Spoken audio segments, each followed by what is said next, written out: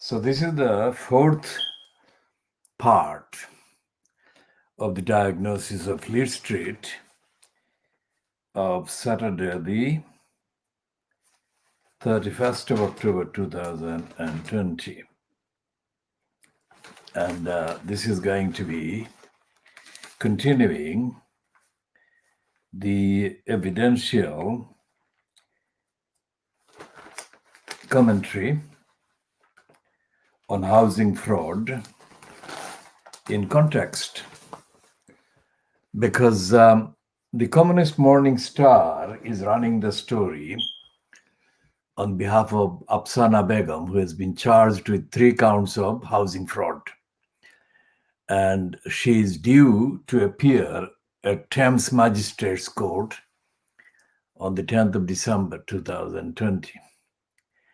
We are not going to comment on that particular list of charges against her, but we are going to give a contextual commentary on the state of knowledge that objectively should exist about the role of Tower Hamlets Council in causing housing fraud, in doing housing fraud.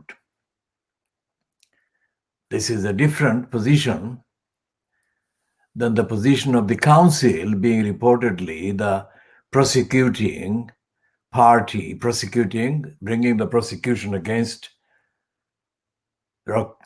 the particular MP for Poplar and Limehouse, Afsana Begum. What we are saying here is that Tower Hamlets Council is guilty of perpetrating housing fraud as a matter of policy. And it has been perpetrating housing fraud for decades. And the latest kind of spin that is being spun, giving the completely wrong impression the Tower Hamlets Council is a local council that should be treated with confidence by the local community. The local people should have confidence in Tower Hamlets Council because it claims in the spin the council is vigilant in taking seriously and treating seriously all allegations of housing fraud. Now, that is the statement that has been issued about the reports about Afsana Begum being under prosecution currently. And what that spin says is that Afsana Begum is being prosecuted as anyone else would have been prosecuted if they did the same kind or similar kind of fraud as alleged. What we are saying is the Tower Hamlets Council itself, regardless of whether it's Afsana Begum or Muhammad Harun or Shahid Ali or Shelina Akhtar, Tower Hamlets Council is the fraudulent council. Tower Hamlets Council is the corrupt criminal council. And Tower Hamlets Council is the one that needs to be prosecuted en masse. And Tower Hamlets Council needs to be prosecuted over the scandal created by its criminality of more than 20,000 people being on the housing list or housing waiting list. Tower Hamlets Council is the criminal council. When we said that we do not intend to excuse any of the named persons, nor any of the yet to be named and nameable, mentionable council kind of housing fraudsters. What we are saying is that the bigger fraud, housing fraud, is being committed by Tower Hamlets Council itself. and that the council commits the criminality each time it fabricates an excuse to stop the housing benefits or the local housing benefits, local housing allowance, legitimately and lawfully claimed by a particular tenant or occupant of any property concerned. By concerned, we refer to either a property that is owned by the council or a property that is owned by a de facto council-like entity like a housing association. So therefore, whatever the particular category of tenancy, either private or council tenancy, Tower Hamlets Council has the responsibility and the kind of duty and the remit to administer the housing benefit and or the local housing allowance. And in doing those, Tower Hamlets Council has been committing crimes in many of those activities. And there is no sign in any of the reports that the Tower Hamlets Council is due to face prosecution or will face prosecution or should face prosecution for its criminality. What we are looking at in the context of the latest kind of reported housing fraud committed by an ex-employee of Tower Hamlets Council is the fact that not people outside of the council's employment or council's elected kind of role, people who are either elected as councillors or who are employed as employees of the council are being prosecuted, have been prosecuted for housing fraud. Housing fraud that has lasted, in the case of Shahid Ali and Muhammad Harun, several years. Although Harun was only a councillor for a short time before his fraud was kind of published, Shahid Ali was a councillor for more than one elected term, during which he committed the fraud. Which means that anyone, either as a councillor or as an employee of the council,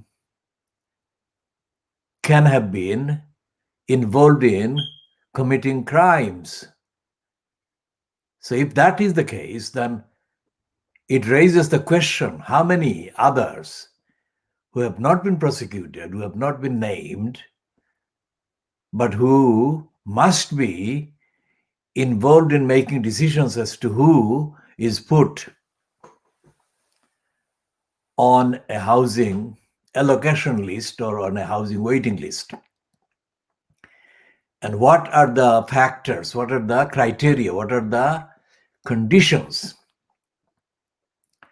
that are applied to allow somebody to get an allocation and to deny somebody an allocation.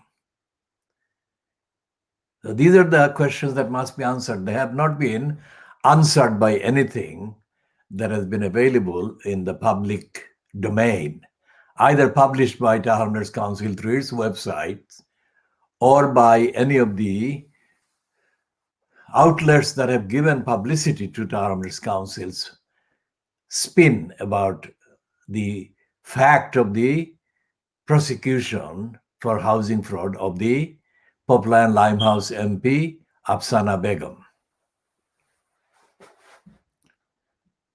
So who are the people that have been making these decisions that have caused the housing waiting list to exceed 20,000 and stay there for years and years and years.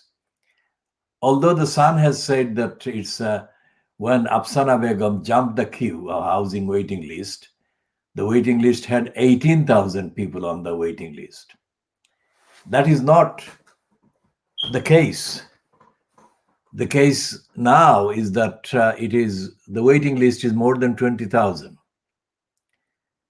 In any case, there is no definitive kind of official published figure day to day as to how many people are on the waiting list. And that waiting list must be made public and made public in full. There is also no evidence that any of the councillors who are not currently charged with any fraud or any crime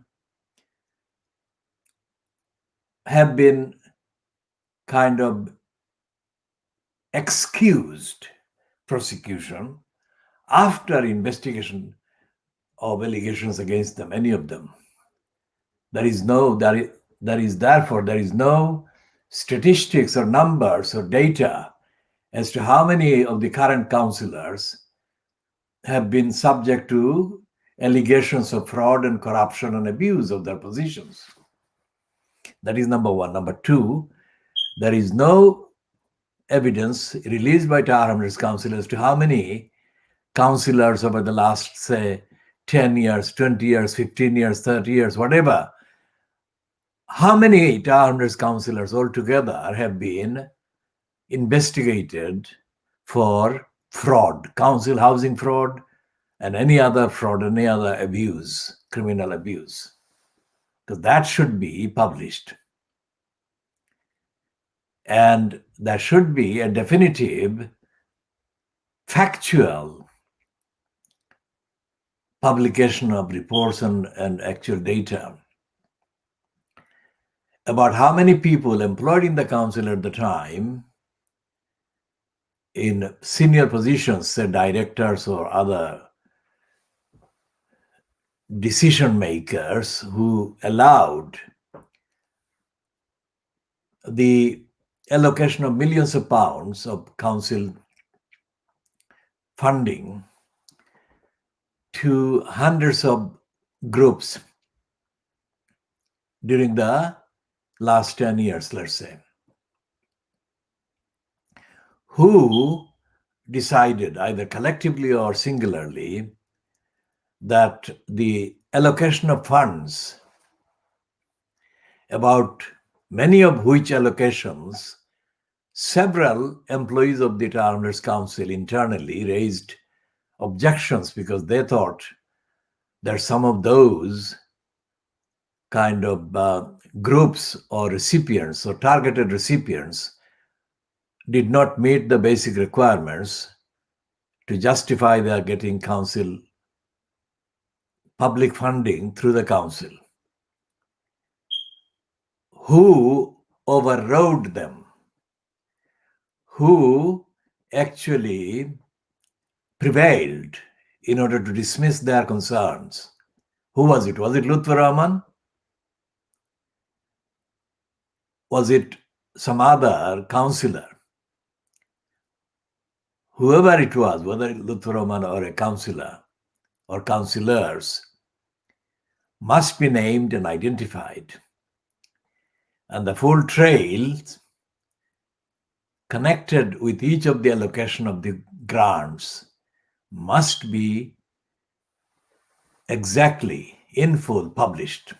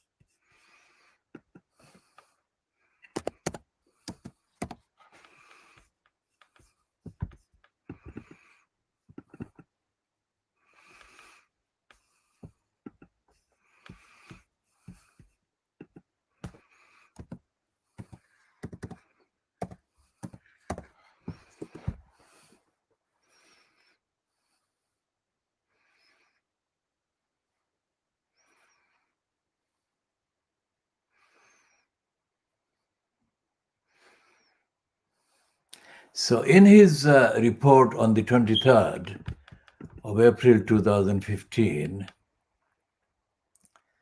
Richard Morey referred to the concept of corrupt, and he used the phrase corrupt practice on several occasions. Now, these are the mentions that he makes. And he makes the mentions, say, let's say at paragraph 125, and he refers to the relevant parts of section 113, which read as follows. A person shall be guilty of a corrupt practice if he is guilty of bribery. A person shall be guilty of bribery if he, directly or indirectly, by himself or by any other person on his behalf, gives any money or procures any office to or for any voter or to or for any other person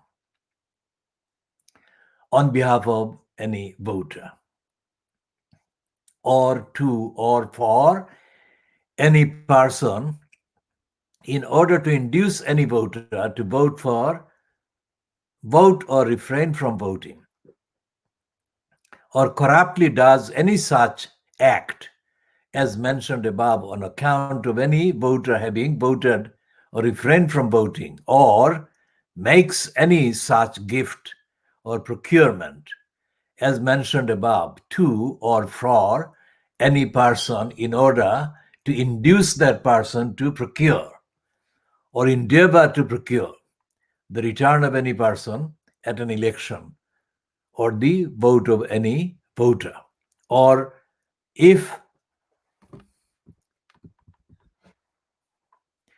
upon or in consequence of any such gift or procurement as mentioned above, he procures or engages, promises, or endeavors to procure the return of any person at an election or the vote of any voter. And he goes on to say other explanatory things there. The point is that the report published about Luthuraman overriding objections of some employees of the council when he gave money to a number of groups, including more than one that didn't even apply for money. These are supposedly groups that were supposedly doing work for the community, like charitable work for the benefit of the community.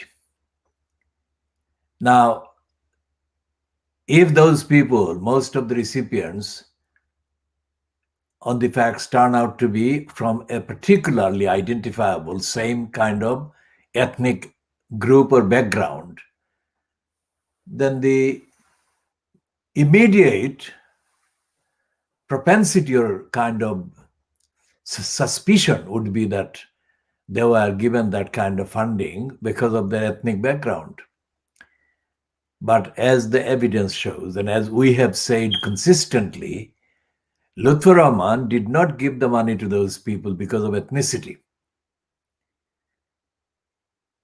We repeat, Lutfur Rahman did not make the money, council money, available to the groups because of their ethnicity or his similarity in terms of, generally speaking, ethnic background to their ethnic background. The evidence shows that the single most decisive factor in Lutfur Rahman making the council's money available to groups was the prospect of their supporting Lutfur Rahman electorally, either directly voting for him or encouraging others to vote for him, and doing similar things, covering the whole phenomenon of election, including canvassing and including justifying the reason for voting for him. Now, if that is the case, and it is not denied by Lutfur Rahman, and has not been denied by Lutfur Rahman for the last 5 years, since Mori published the report, he ruled Lutfur Rahman out of office on the 23rd of April 2015, that Lutfur Rahman did make the funding available to a number that didn't even apply for the funding.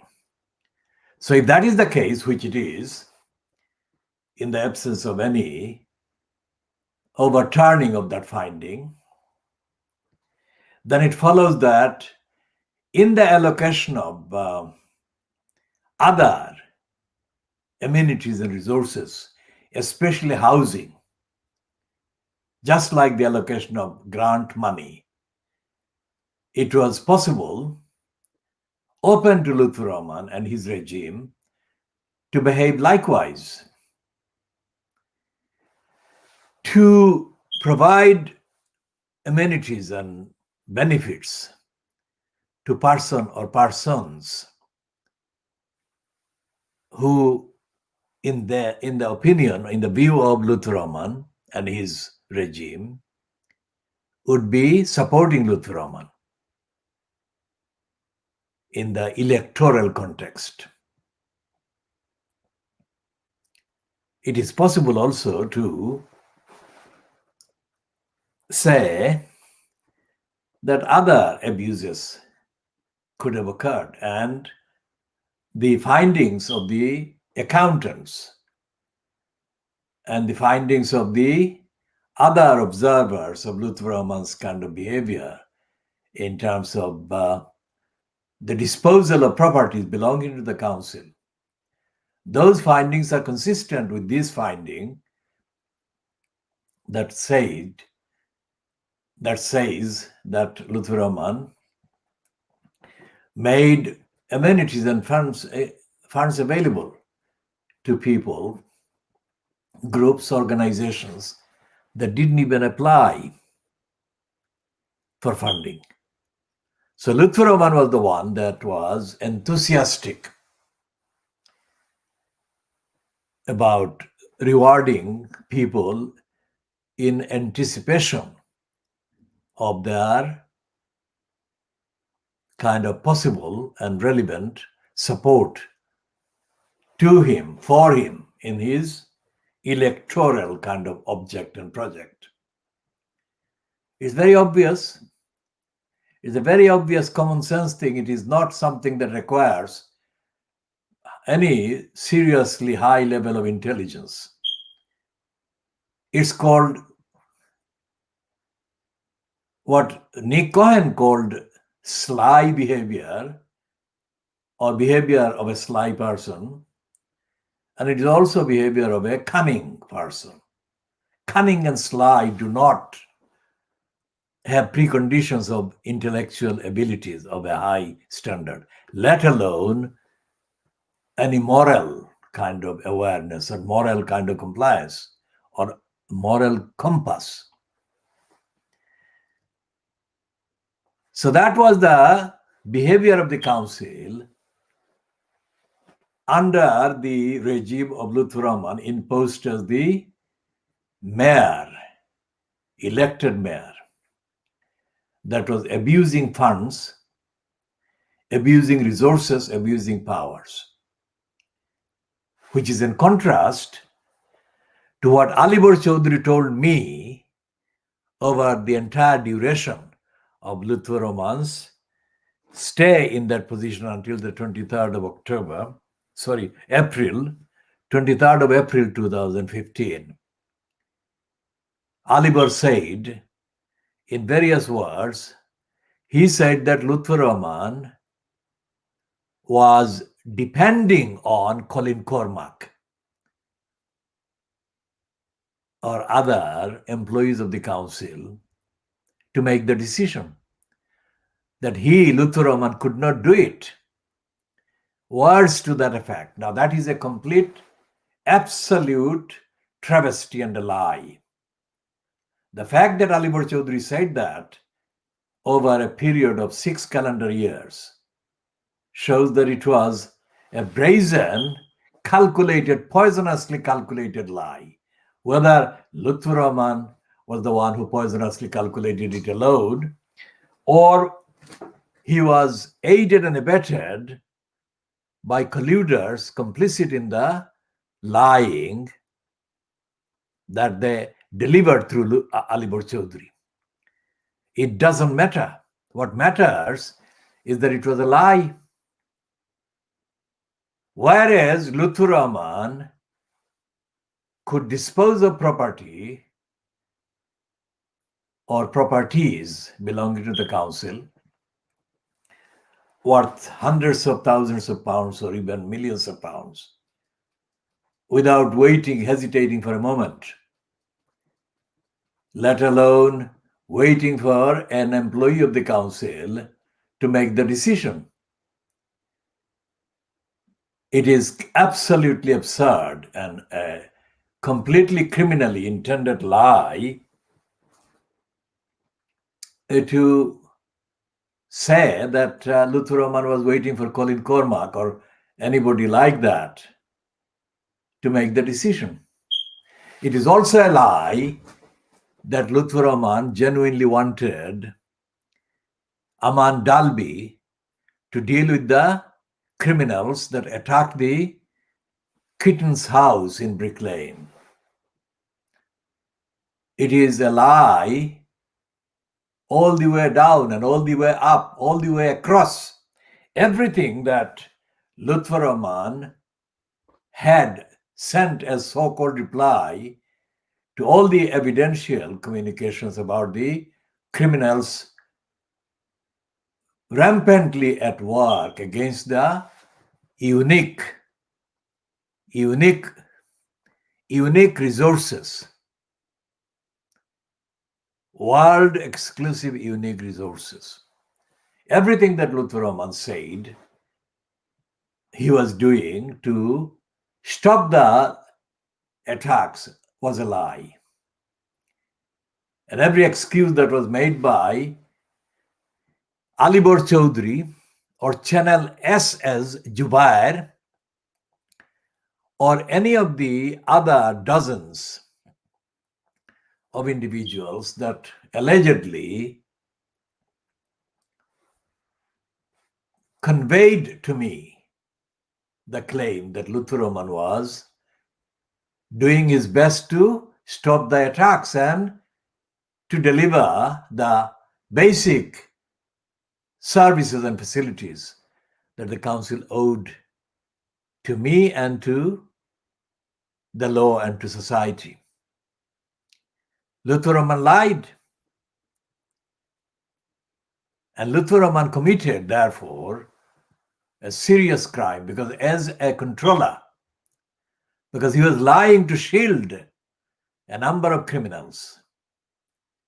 And the question is, who decided, therefore, in the council that Luthuroman should not be prosecuted for what they must have known was a series of criminality that he was committing?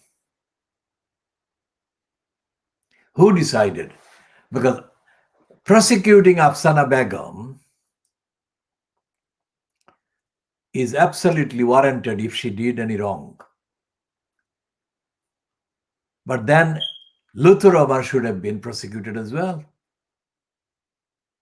So who gave him the impunity from prosecution?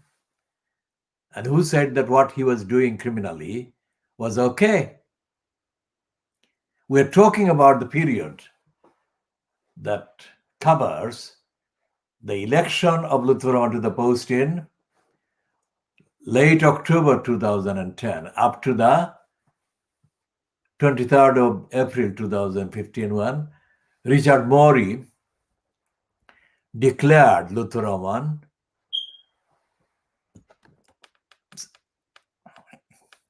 not having been elected at the 22nd of May 2014 and voided that election and declared Lutfur Rahman not the holder of the post of elected mayor immediately, with immediate effect. So the calendar years 2010, 11, 12, 13, 14, 15, 6 calendar years.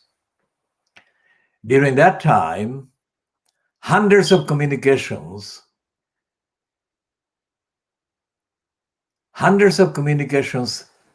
came to me in reply to thousands of communications. And in all those communications, either verbal or by email or by telephone, Lutfur Rahman was lying. And he was lying, and he was having the lies repeated on his behalf and in his name, despite the fact that he knew and they knew, the other liars knew, the severity of the damage and the losses being caused by the liars and the lying and the illegality.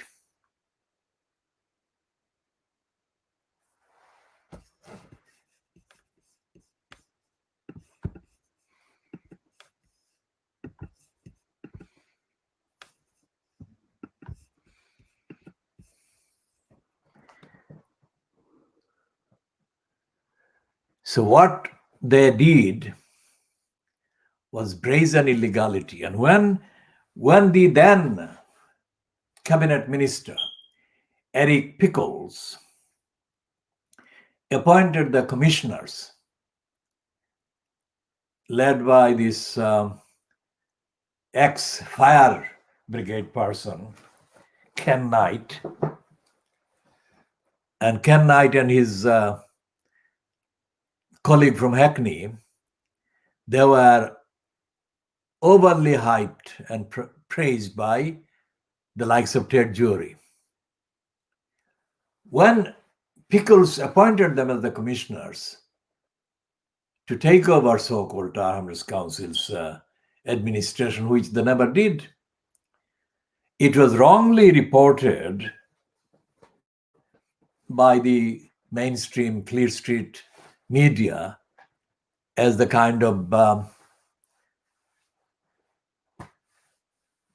like a takeover of the council. Let's see if we can find any trace of the reports as they published at the time.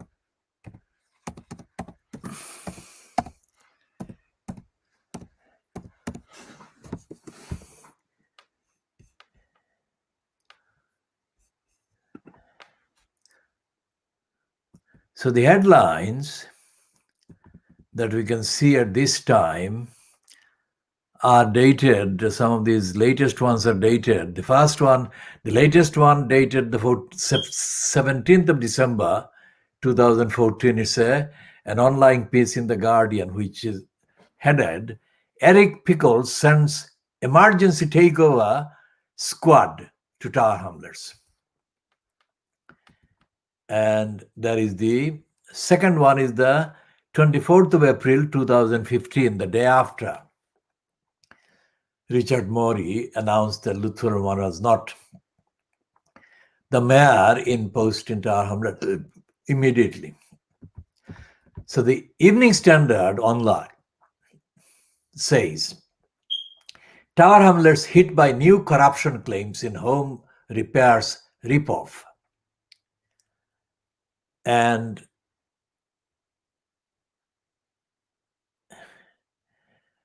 there is the third one, which is on the website of the Archant-owned East London Idiotizer, dated the 8th of April 2014, that going back a year. And it says that the BBC slams Luthuraman over political use of panorama. We shall cover all of those in updates in due course.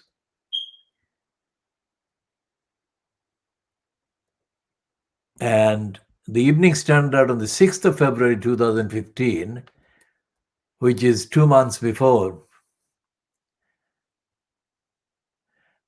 the Mori ruling, the item is headed, Tower Hamlets Mayor Luthuraman spends £9 million turning old hospital into council palace.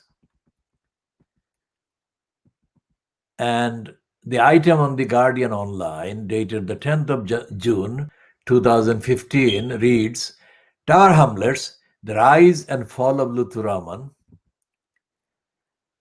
And so what the BBC is saying on the 8th of April, kind of copy as run by the enchanted East London idiotizer, has got a picture showing the faces. There is no visible, identifiable face of a white person there. It's a picture taken, of course, before the 22nd of May 2014 election. And it has got pictures of only Bangladeshi people with Luthuraman standing in the middle. And it's published on the 6th of 8th of April 2014, updated at a later time on the same date. It's a piece headlined BBC slams Luthuraman over political use of panorama interview video. And it says it's an exclusive piece. The BBC has accused the mayor of Tower Hamlets of breaking an agreement to not use his own footage of his panorama interview for political campaigning. And it says that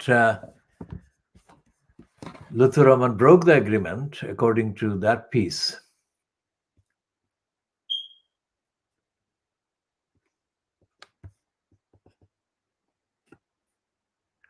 And it says, Panorama said its crew had been surprised to find Mayor Luthuraman had brought a separate cameraman to film the interview, but allowed this second recording to be made as long as it was only for the mayor's records.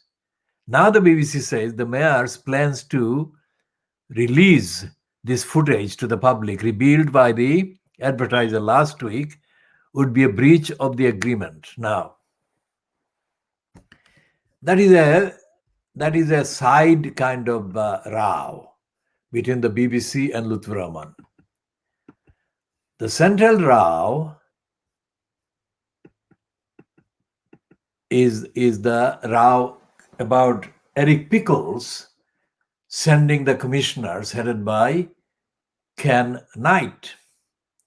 I didn't attend the kind of so-called protest event in November 2014 that was held at the Mile End Road venue, the Water Lily kind of center that was known as Water Lily at the time. But I observed the reports by the BBC and other outlets of that event, which was attended by, amongst others, Ken Livingstone and George Galloway.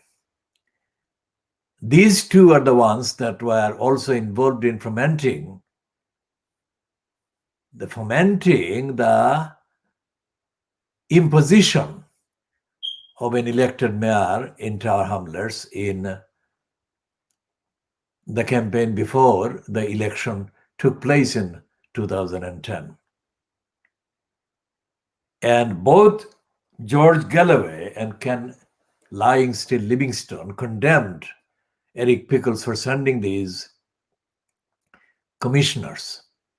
Remember, that was November 2014, months before Richard Morey was to announce his ruling. So they didn't know about the ruling, so they didn't refer to the ruling. But what they did was to condemn Eric Pickles and his commissioners. The one comment that the BBC published had been made by Ken Lyingstone Livingstone was to incite alleged supporters of Luther Rahman to go outside the houses or homes of these commissioners and hold angry demonstrations or words to the effect. And this was the one that was highlighted by other coverage later, that Luther Rahman was inciting crowds and mobs to go and do the things against the commissioners. Now that shows the extent of the kind of hype, the level of hype that these commissioners were raised to. I'm pausing there for effect. And it was announced in a way by Eric Pickles that the mainstream Fleet Street ran the appointment of the commissioners as a squad, as the Evening Standard has in its headline. So that was the hype and the protest.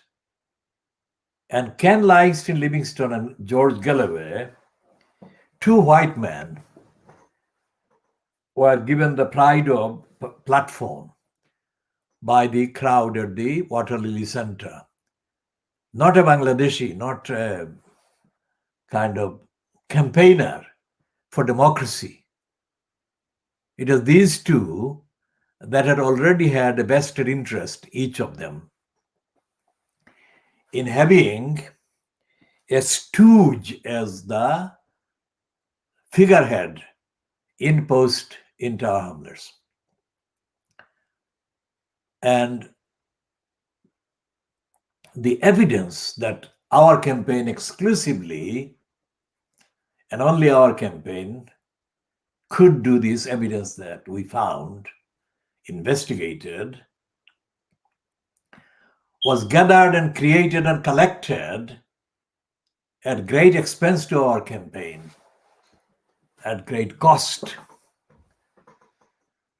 And the evidence we published at the time, and we reassert in summary here, is this: that Eric Pickles was a liar, George Galloway was a liar, Ken Lyingstone Livingstone was a liar, and of course, they all lied for the liar Luther Rahman. So all of them lied in their particular ways. So we start with the lies of Eric Pickles. Eric Pickles is a very ignorant individual, ill-informed, ignorant, ill-educated, and deeply, deeply corrupt, personally corrupt, and anti-democratic. And he is a dedicated, lifelong racist. So a person like Eric Pickles being featured as a kind of moral or morality champion in Tower Hamlets needed to be examined against his background. And he wasn't examined in any of the coverage that the media gave him. He was paraded as a very determined moral campaigner for cleaning up Tower Hamlets. He never did clean it up. He never understood what was wrong in Tower Hamlets Council. what was wrong with the Tower Hamlets Council. So what Eric Pickles did was a complete kind of fantasy image created by the mainstream media, the Fleet Street, and aided and abetted by the corruptly kind of exploited aspect of the BBC and its panorama.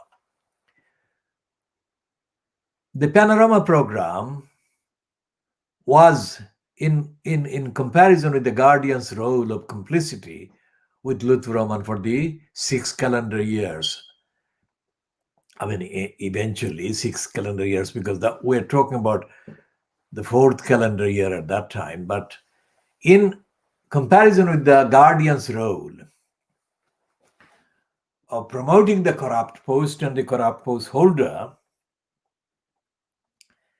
and the complicity of the Guardian, because Alan Rabishar, who was the editor at the time, his wife or partner, Lindsay McKee, was appointed a member of the Tower Hamlets Fairness Commission by Luther Roman.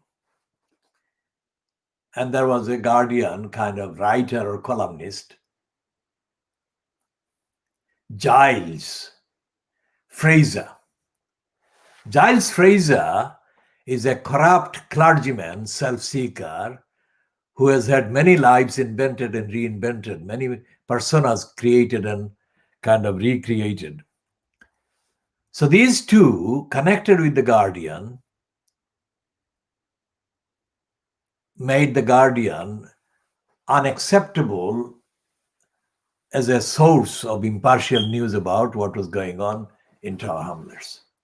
So that's the role of the Guardian. So in contrast with that, the BBC had this panorama fronted by John Ware. So compared to the Guardian's role, the John Ware kind of piece was, it contained a lot of facts. Where it failed was to recognize the existence of the local community, the electorate, the electors in Tower Hamlets. And there was not a single word. There was not one single word in the John Ware panorama about the history of the campaign against corruption in Tower Hamlets. Automatically, there was nothing at all about the struggle for equal rights against racists in Tower Hamlets. Because these were the things that made it possible for a Bangladeshi even to seek that kind of post. And the panorama program being presented by John Ware gave itself away as a racistly confected thing. And it wasn't successful in demolishing. It wasn't successful enough in demolishing the corruption of Luther Roman, because it didn't investigate the corruption as it had been perpetrated and seen from the ground. If the panorama program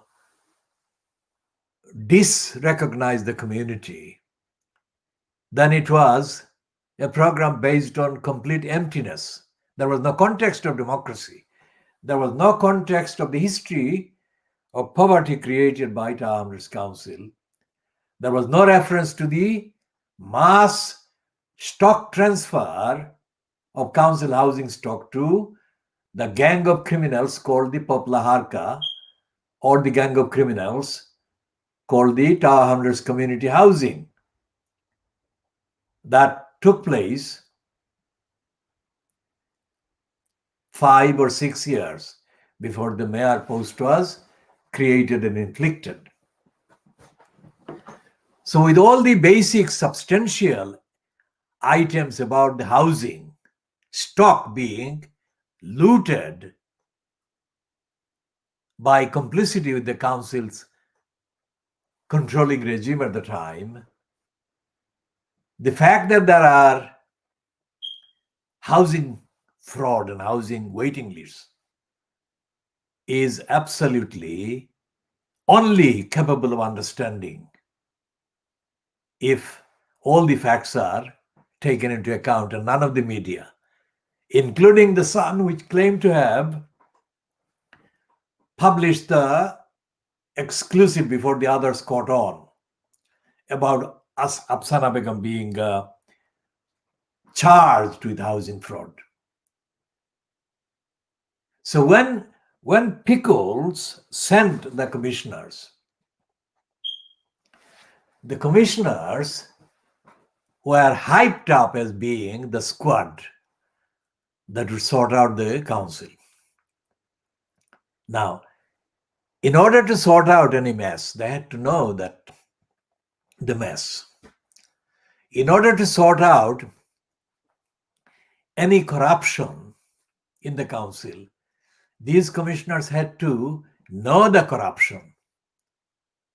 And in order to end the corruption, they had to be themselves opposed to corruption. They were not, and they didn't know the corruption.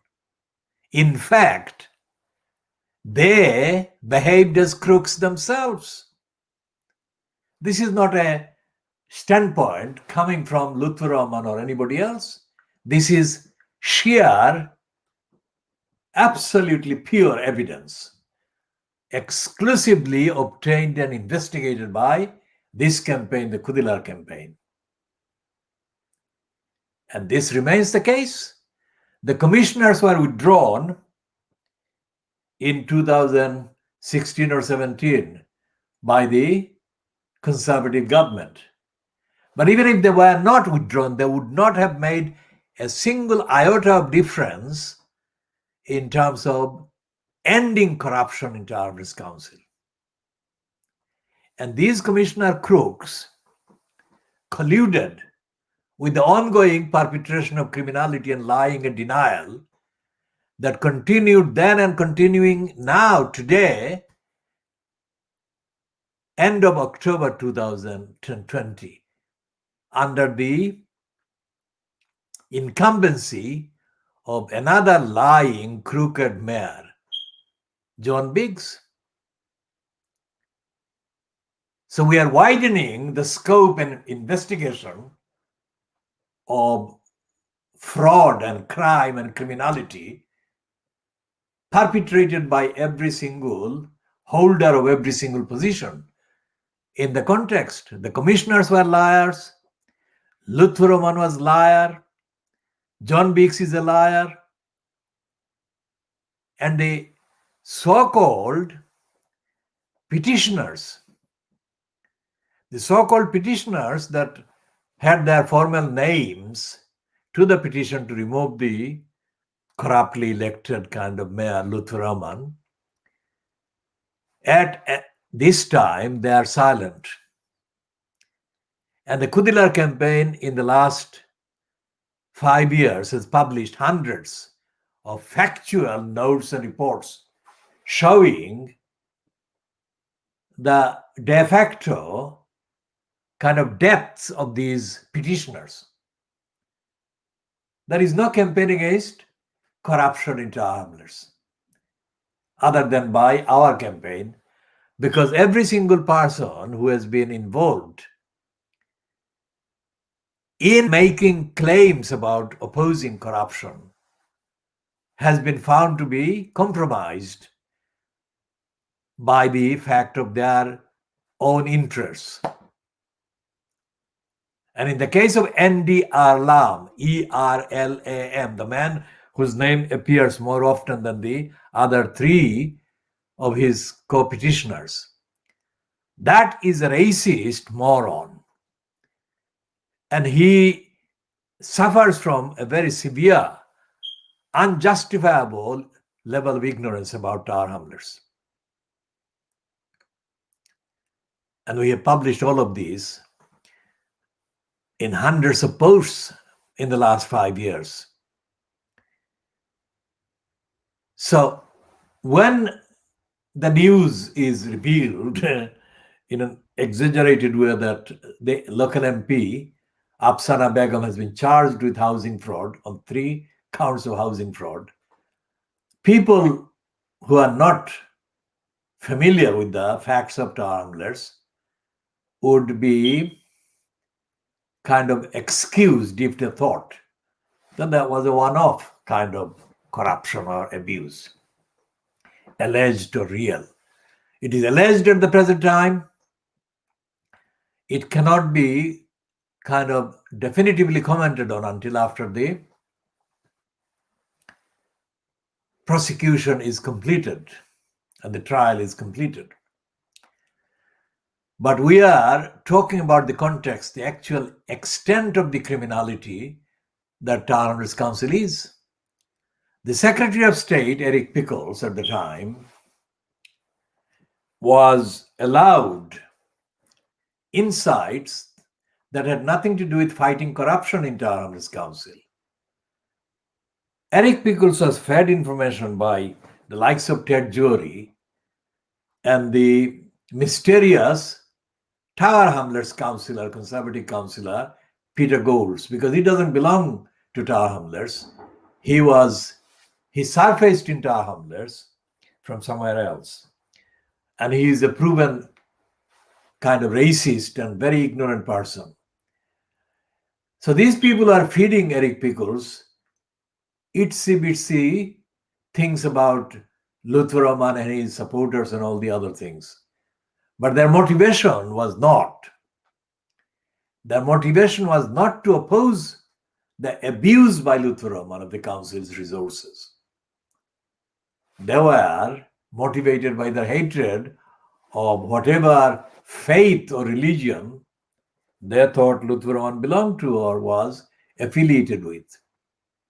That's where they made a mistake, serious mistake. And that mistake continues. And when the commissioners arrived, they were getting hundreds of pounds a day for turning up at a meeting lasting 1 or 2 hours or whatever.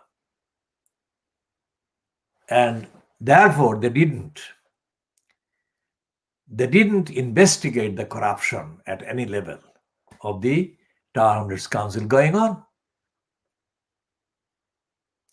I had extensive kind of efforts dedicated to establishing the extent of the knowledge on the part of the post holder in the post that Eric Pickles had held before. And I found that the post holder was being advised by a, quote, civil servant person who was herself an idiot in terms of the evidence, in terms of the context. And so therefore when they found that I was not accepting the stupidities, they stopped communicating, which is the most common feature of the behavior of the kinds of government departments that the Pickles owned or Pickles occupied department was. And the same applies to local councils, most emphatically to the behavior of the Tower Hamlets Council, the cesspit of corruption, which I have been forced to investigate over the last 50 years or more. And when they charged Afsana Begum, they didn't give the context in terms of the rest of the phenomenon of housing fraud. And the statement from the Tower Hamlets Council gives the game away. That these creeps and crooks, although they have prosecuted her, they are not prepared to share with the public anything about the extent of corruption and housing fraud and the scope for corruption and abuse that persists inside that council, as we broadcast in the early hours of Sunday, the 1st of November 2020. She is yet to appear at the Thames Magistrates Court, which is sited near Mile End in Tower Hamlets, 5 weeks from now. But the point is that even if she is prosecuted to the full, even if she is found guilty, and even if she is sent to jail, all of this is possible because two of the other housing fraud perpetrators have been prosecuted, found guilty, and have been jailed. So, following that tradition or that kind of trend on the evidence, on the records, it is possible that Afsana Begum may be convicted and sent to jail. But that will not be the solution to the housing fraud, the corruption, housing corruption, and housing criminality that Tower Hamlets Council perpetrates every single day. And that is why we are going to take a break here and we'll continue in the fifth part, because it is demanding of evidential references and contexting.